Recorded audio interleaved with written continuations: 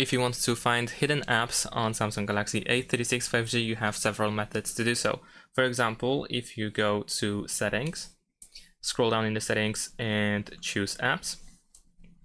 Then over here on this list, you will be able to find apps that are hidden. For example, I have hidden Netflix, but as you can see, I can select Netflix and I can even open it over here by pressing the open button, even though the app is gone from app screen. I don't have it over here, I don't have it in the home screen. Another way to access the hidden app is by using Play Store. So if you go to Play Store, let's skip this, then you can search for the app that you have hidden. There we go.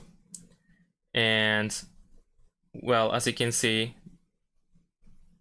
we should be able to actually open it, but in this case the app wasn't actually installed from the Play Store, it was pre-installed by the device itself.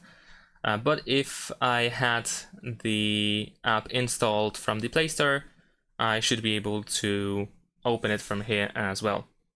And obviously the last choice, the last option to find the hidden app is by unhiding it. So if you go to the home screen settings and then choose hide apps, then over here we can remove the app from the list of hidden apps, and this is also another way to access the hidden app, although I'm pretty sure if the app was hidden by you, you don't really want to unhide it.